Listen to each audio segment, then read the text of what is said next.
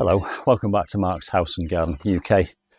I'm stood beside my exotic tropical jungle border, and in this border I've got plants like Tetrapanax, fatsia, japonica, Musa basjoo bananas, I've got criniums, I've got colocasia pink china, I've got canna musifolia and a whole host of other large leaved plants. Now this border behind me might not look like a jungle just yet, but I promise you in 4 to 6 weeks that whole wall will be covered, and therein lies the problem. Because when I planted this border out, in my enthusiasm, I added too many plants. So it needs thinning out. I do this. I put plants in and I'm not patient enough to wait, so I put too many in. And then before you know it, as things become established, it just becomes too overgrown, and plants like this fatsia end up completely shading out the plants that are beneath it. So the plan for today is to thin it out and do a couple of other things. So let me just tell you in stages what I'm going to do. The fatsia japonica, I'm going to try an experiment. I'm going to raise the canopy so it's got a trunk with leaves at the top, and that will let light in to the colocasia esculenta that's underneath it, and also into that Tetrapanax, little baby puppy Tetrapanax down there. It should also let light into the canna musifolia down at the back so that they can photosynthesize and grow up that wall. So that will raise the canopy. That tree fern, wonderful plant though it is in the wrong place. There's a mahonia, sweet winter at the back. It needs light, it needs space. So that tree fern is being moved to the my far right, your left, where that Trachycarpus is. So the Trachycarpus has to come out. The Trachycarpus is being moved, migrated to the border next to my wildlife pond. This Tetrapanax here, I've got 2 Tetrapanax in this border. Well, I've got 3 actually. There's one over there to my left, which is quite a big one. There's a baby puppy down here, and there's this one. Now the difference between the big one on my left and this one is the trunk on that one survived the winter and the trunk on this one didn't. It's growing from the base. But again, it's a wonderful plant, but it's just going to be too big. When that gets going, it's going to be massive up here. And down below it, there's a lovely plant that needs light and space and wants to be seen.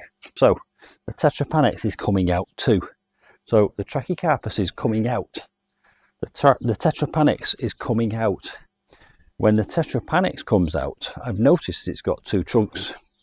I'm going to try and divide it. We'll see how that goes. I'm lifting the canopy on the fatsia japonica, and I'm moving the tree fern to the space down there created by the missing Trachycarpus. I'm going to do all that real time in front of your eyes. I'll probably not move the camera much. First of all, let me tell you what tools I've got. Got my long-handled Irish spade, one of my favourite tools, which is great for digging and shoveling. I've got a super large hoe now. Probably won't be using this. It's probably a bit too big, but we'll see. Got my fork. I've got my small grubbing hoe, and I've also got my secateurs. I'm doing this on a cool, relatively shady day, and I've prepared the holes where the plants are going to. Right, all those tools are available in my Amazon shop, and there are links below this video. So any tool that you see me using today, you can buy it. They're paid links, and I do earn commission, so appreciate your support if you go ahead and buy something from my shop. So first thing we're going to do, which should give instant results and give me motivation, is raise the canopy on this fatsia japonica. It's a big plant, this. It can go as high as that wall, and underneath it there's colocasia esculenta and a little Tetrapanax. So let's get in there and take a lot of these leaves out. And it seems a shame because they are lovely leaves, but I don't want them there. So my garden, my plant, the leaves are coming out, and as you can see in front of your eyes already, we're getting an immediate clearing effect below this plant. It's actually got 3 stalks. I'm leaving a little bit on the plant because I don't want any dieback to cause rot and disease within the plant, so that will leave a little bit of plant material. If it gets any disease or rot, it shouldn't transfer to the main body of the plant. Look at that, immediately we have an open space at the back. And I will carry on because there's a couple more down here that need to come out, and out they come. This will put energy now up into the leaves at the top of the plant and help it to grow higher and higher, and I'm very pleased with that. This is one of the things I've been wanting to do, which I knew would give me instant motivation, and it has done because I've got an instant result. Where's that one coming from? Down there. Off you come. And the idea really is to get all these great big leaves from around the base, because they're blocking out the light. And if they're in the shade of the other leaves, they can't be doing that much photosynthesizing anyway. So as time goes by, when those stalks heal up, I'll probably cut them a little bit closer, or they might even fall off the trunk of the plant. But there we are, look, already light. And down here I've got a Colocasia esculenta, which is a green colocasia, which is not supposed to be hardy in the UK, but it's lived in this border now for 3 years and it's never been moved, and it's survived, and it's about to put out a leaf. Wonderful. Down here we have a baby puppy Tetrapanax, which came off that one behind me.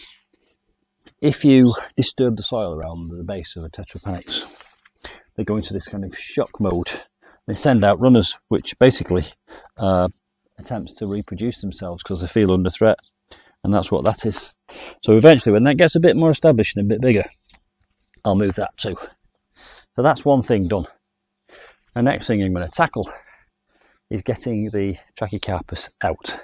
I'll go in with my small grubbing hoe first, and we'll see what ground we can move from around the base.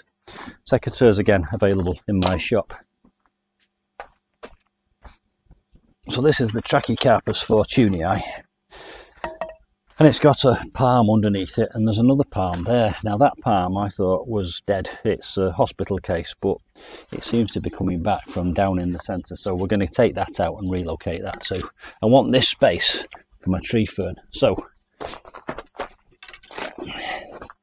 in one very swift movement, using my long handled Irish spade, we'll just go under that and we'll just lift it very carefully out of the way. So that's a nice little plant, and down in there I can see lots of lovely little fronds coming up.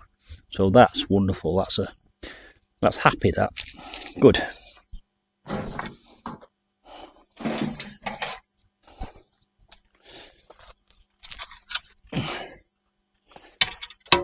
Now I want to protect as many of these roots as I possibly can, so I'm kind of going to go wide and dig away with this grubbing hoe.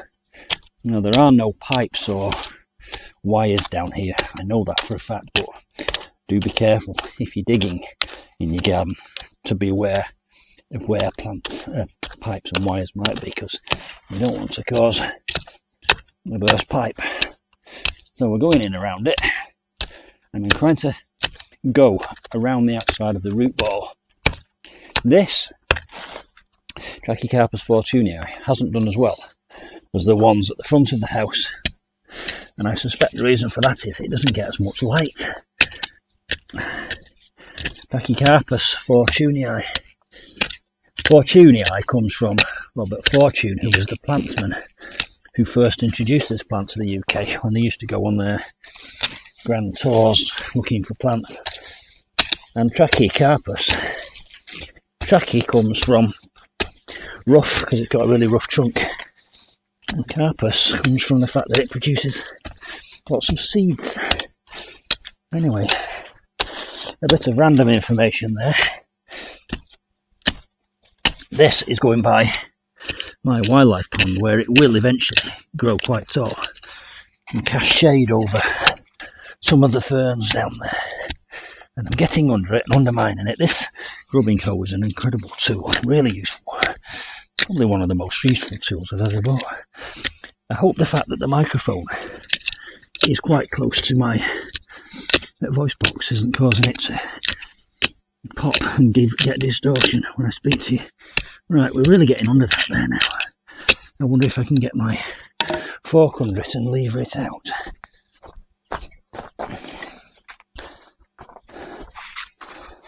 In goes the fork, down it goes, and up comes the plant with a lovely big root ball. Now that is going to be much happier in its new abode over by my wildlife pond. Quite a heavy thing. Do be careful, don't pull your back out when you do this kind of thing. Might as well make it a bit lighter by removing some of the soil. Off it goes. Nice roots, nice root system, and those ferns can stay with it. They can go by the wildlife pond too. Out it comes. And there's a nice big hole there in which I will plant my tree fern in a moment. But the next thing I'm going to do is try and extricate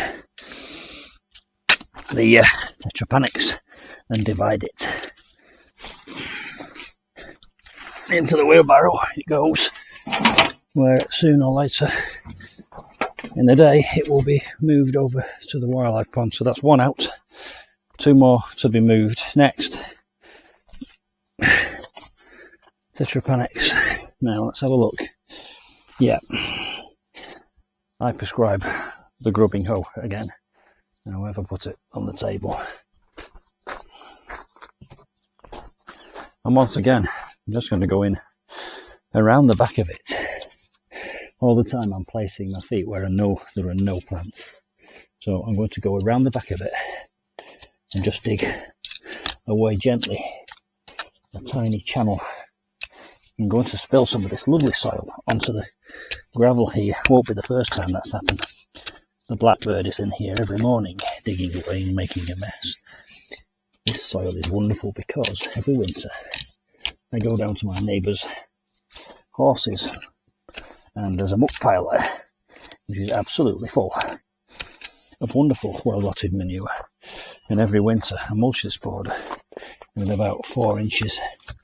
Now I've hit some pretty long roots here, and I suspect that those are the roots which have come off that plant out here. So I'll try and protect as many as I can, but some ultimately are going to get damaged or broken. You can't make an omelette without breaking a few eggs. I might just move the camera in so that you can see. So, is that a better view for you? I hope so. I'm going in here now, and there are some quite woody roots here. Yes, very woody roots, and it sends out roots all over the place, this Tetrapanax. I'll keep digging away and I'll keep undermining, and hopefully eventually we will get a sense of what roots are actually here. Above my head, on the wall above the trellis, there is a little community of sparrows nesting, so occasionally you might see, or hear, I should say, the noise of the sparrows. That's a nice chunky root there.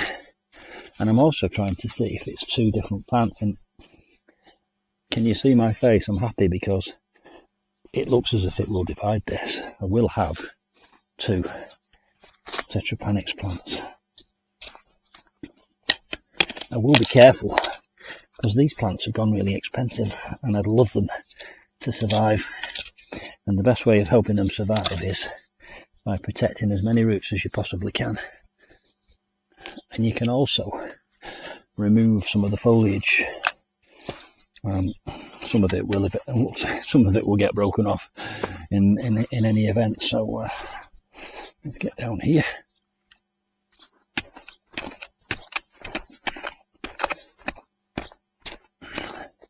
Very carefully, like time team, like an archaeologist, I'm very carefully just digging away here. There might be a big thick solid taproot somewhere here which I want to protect, so I'm going in there. We've got some movement on both sides. Unfortunately, I'm going to have to use my secateurs and nip away some of those thicker roots. And that's just given me a thought, which is that if I've got to do that, I will take quite a lot of these leaves off it when I get it in its new home, because it's going to be transpiring. And where have I put my secateurs?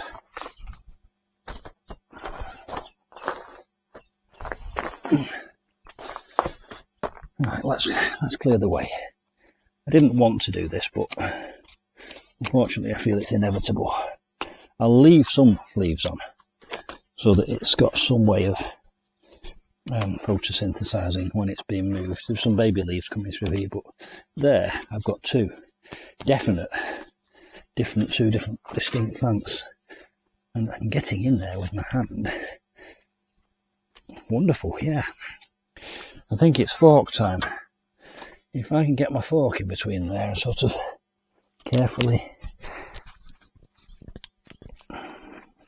right, snip first. Snip, snip, snip, snip, snip. Now, I did a kind of a pre-video to this, a teaser video, and somebody said it would be interesting to know how I get on moving these Tetrapanax. I'm feeling around down here underneath the tree with my fingers, and I can feel some substantial roots under there, so let's just give it a little bit of persuasion. And now I've got no option really than to, I'll go as far as I can along them and cut those roots, and we'll see how we get on as we pull. It's joined to the other tuber there, I think. Well, it was, and now it's out. Look at that. I think there's a really good chance of that surviving in its new home. I'm going to plunge that in a bucket of water. I just want to keep it hydrated so it can stay in there for a moment while I get the other one out.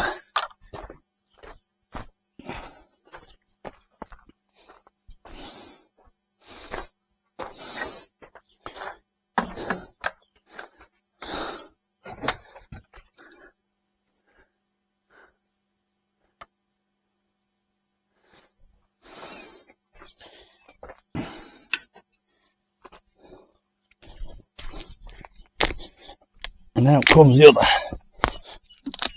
And you can see the roots coming along here. Now I'm going to leave those roots in situ because I think those roots have got a very good chance of sprouting up more Tetrapanax pups.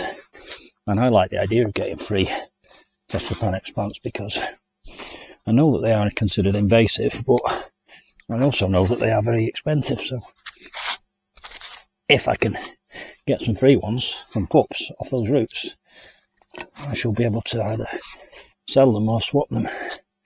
But look at that lovely space there now for these plants to enjoy. Wonderful.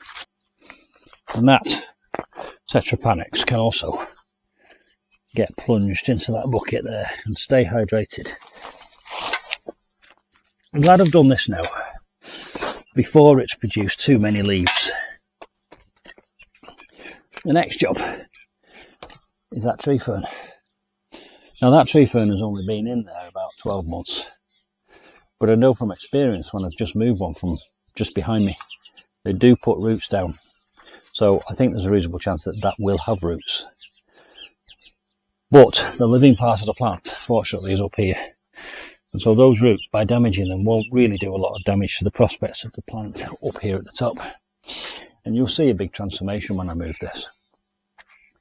There'll be a big space there with lots of light, and it will slot nicely into that corner there, which is the entrance to my fernery, so it will be more appropriate down there than up here. What I'm doing is I'm trying not to damage these gingers, because down here there's a little family of ginger plants. It started off with one, and now there are 1, 2, 3, 4, 5, 6, 7, 8, 9, 10, 11, 12, 13 ginger plants right there. And with more light, those will grow out and produce lots of lovely blooms, which you'll see in future videos. But I'm trying not to damage the rhizomes of those ginger plants, so I'm carving away around the outside here. I might fast forward parts of this video so that you don't get bored, but you can see what I'm doing here. Again, I'm using this amazing grubbing hoe to tear through the roots and slightly undermine them. It does lots of things, this. You can use it for moving stuff, but you can also use it for digging and chipping away. And that's what I'm doing now.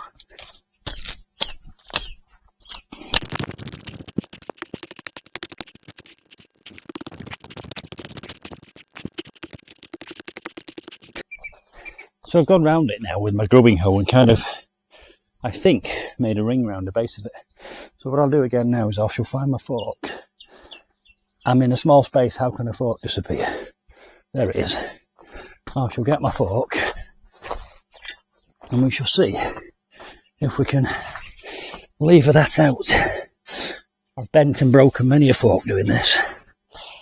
It is moving, but not moving enough yet, so I need to, I think, go back in a little bit more with the grubbing hoe because I don't want to damage that fork. My stepdad mended that one for me, so I ought to treat it with some more respect.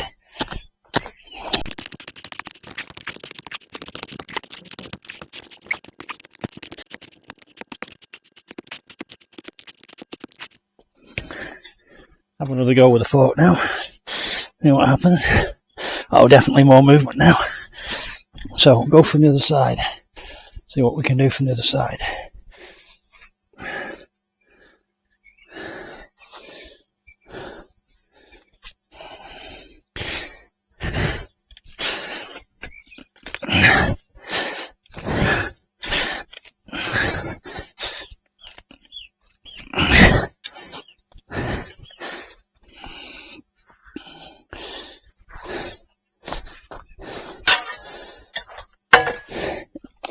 It's holding on for dear life, this, but I wonder whether it's the tree fern roots or the roots of all the other plants that have entwined around it.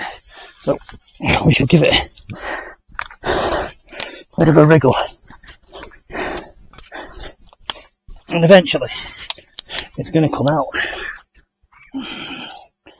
There's a root down there which has to go.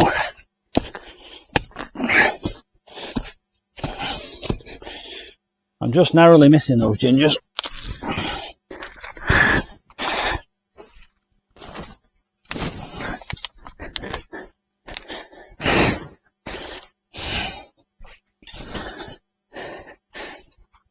Have you ever seen a tree fern treated with such disrespect? It's always the first time.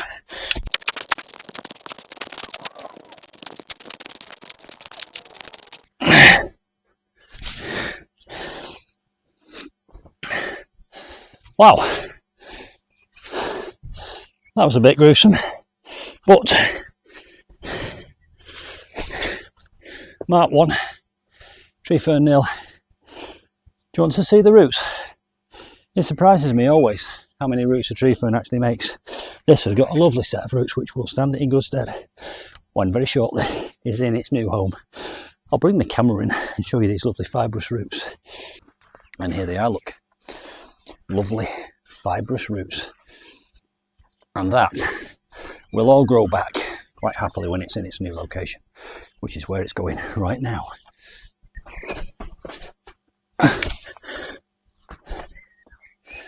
Big old lump of a root, that big old lump of a plant. Hole is not quite deep enough, so I'll dig it a little bit more. I'll plant it up to where it was planted previously, so we should just move that out of the way. Dig a nice little hole for it using my long handled Irish spade.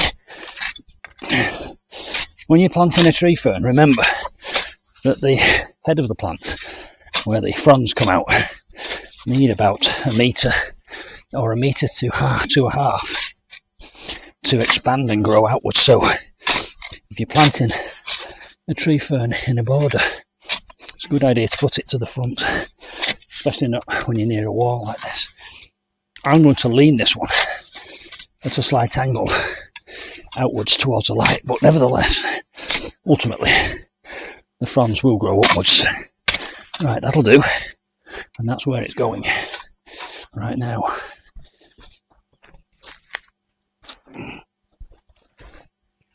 In it goes, and as I said, I shall lean it slightly towards the border where we can look into the crown.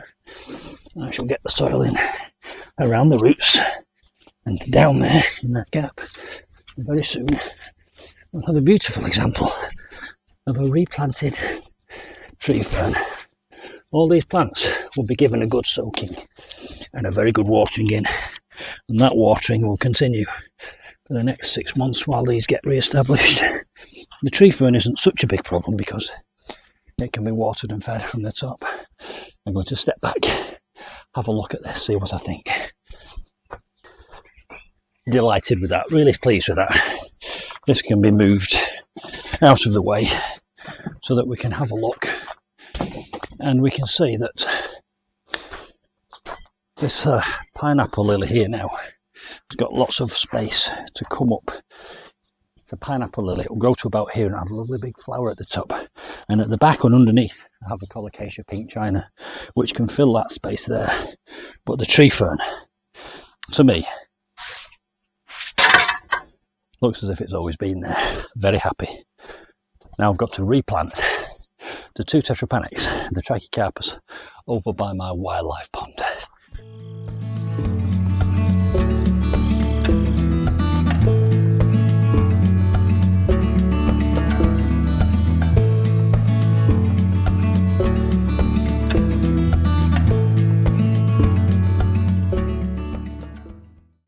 So there we go, the job is done. Quite a hard day's work in the garden, but very productive. The tree fern has been moved to my far right. The Tetrapanax has been lifted and divided and gone down to the wildlife pond. It's given so much more space. I've lifted the canopy on the fatsia japonica, which is giving light to this colocasia esculenta. Because the tree fern's gone here, there's now a lot more space for that Mahonia sweet William to grow. And I've moved a little colony of colocasia pink china from just there to here, so they can fill that gap under the canopy. And the heavens are just starting to open, which is perfect timing because all this needs to be kept wet until it gets established. Once it's had a good soak, and once I've had a good soak, it can all start to grow and fill all the gaps. And I'll keep you updated because in a month's time, you won't recognise this. You won't be able to see any of that soil. I'll see you soon for some more exotic tropical jungle border adventures. Bye for now.